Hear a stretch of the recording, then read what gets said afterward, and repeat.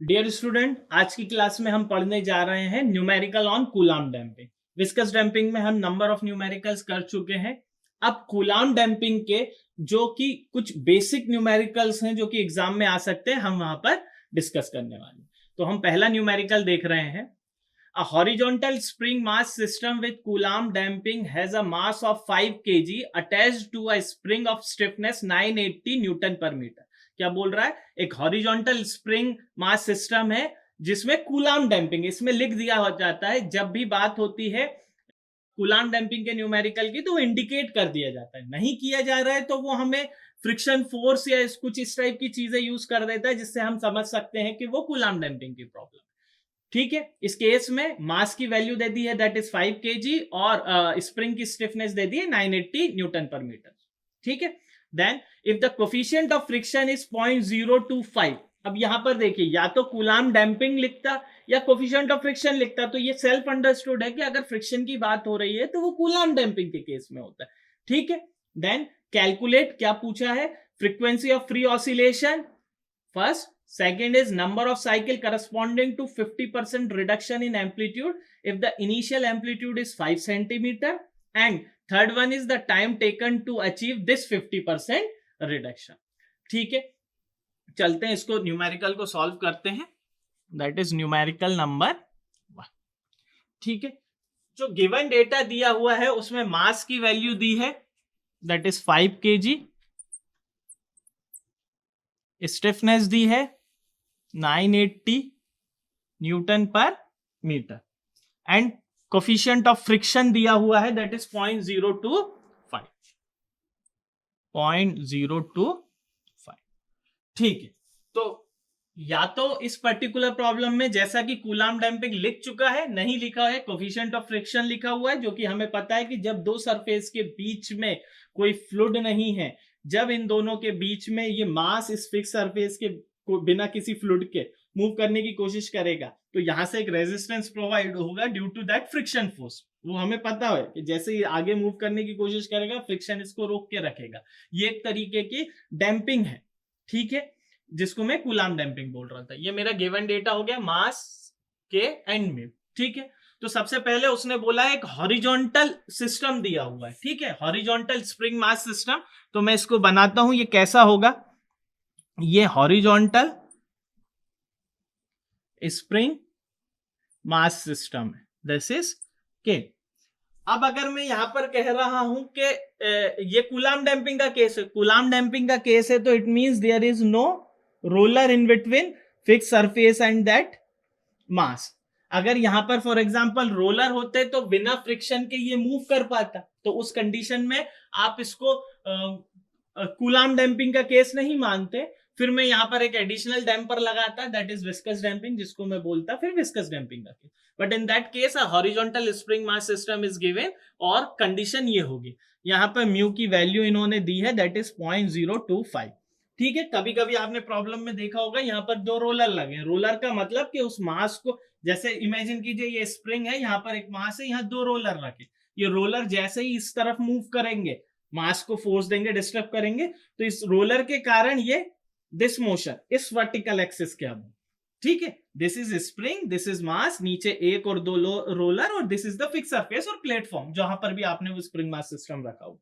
ठीक है, जैसे ही मैंने इसको एक्स अमाउंट से डिस्प्लेस किया, ये एक्स अमाउंट से डिस्प्लेस करके छोड़ दिया। ठीक है, तो कौन सा वाइब्रेशन हो गया? फ्री वाइब्रेशन, उस फोर्स का कोई मतलब नहीं है। ठीक है, फ्री वाइब्रेशन होगा। जैसे ही ये गया, ये इस एक्सिस के अबाउट ये to and fro motion is your vibration. अब वाइब्रेशन हो रहे हैं, और दूसरा मैं कह रहा हूं कि डैम्पिंग का केस है, कोई विस्कस डैम्पिंग नहीं, तो मैंने क्या किया, उस रोलर को हटा के डायरेक्ट रख दिया कि अब मैं चाह रहा हूं कि मेरा जो डैम्पिंग है वो मैं फ्रिक्शन की हेल्प से डैम्पिंग ले लूं। ठीक है, तो ये एक सिंपल केस था। इसमें पूछा गया है सबसे पहला कि द नेचुरल फ्रीक्वेंसी, सबसे पहले नेचुरल फ्रीक्वेंसी, नेचुरल फ्रीक्वेंसी। तो नेचुरल फ्रीक्वेंसी आपको पता है किसी भी सिस्टम की, जैसे कि स्प्रिंग मास है, भूल जाइए यहां पर कोई फ्रिक्शन की बात हो रही है। ये एक सिंपल स्प्रिंग मास सिस्टम है। स्प्रिंग मास सिस्टम की natural frequency is given by omega n, and that omega n equals to under root k by m। ठीक है, जब नेचुरल फ्रीक्वेंसी की बात कर रहे हैं तो वहां पर कोई फोर्स नहीं, कोई डैम्पर नहीं।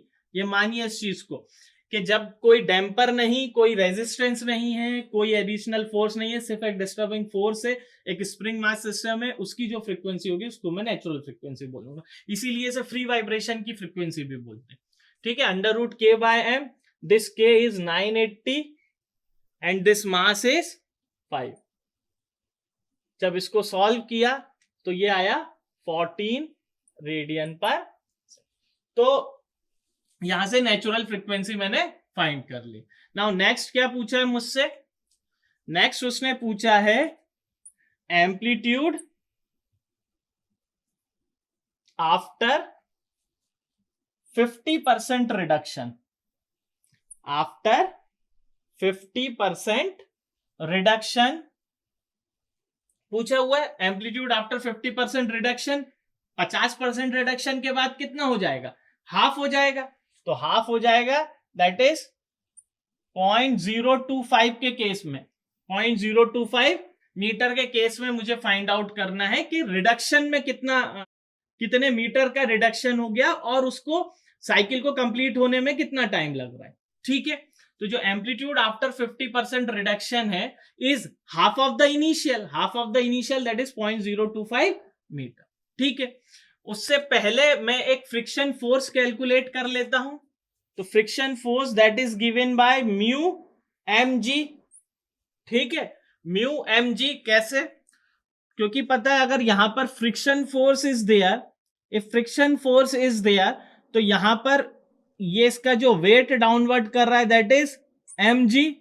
तो इसके अपोजिट डायरेक्शन में नॉर्मल रिएक्शन, और मुझे पता है कि अगर मास को मैं इधर मूव करना चाह रहा हूं तो फ्रिक्शन फोर्स अपोजिट डायरेक्शन में एक्ट करेगी। That friction force is acting in opposite direction and that friction force is given by mu into normal reaction, and that normal reaction is always equals to that weight of the body। तो ये क्या हो गया? Mu into m g. ठीक है, तो ये friction force की वैल्यू मेरे को यहां से मिल जाएगी, that is mu m g. Mu की वैल्यू कितनी दी है? 0.025। म्यू की वैल्यू 0.025, मास की वैल्यू 5 kg। ठीक है, और जी की वैल्यू 9.8 मीटर पर सेकेंड। तो दैट फोर्स को जब मैं कैलकुलेट करूंगा तो यह जाएगा 1.226।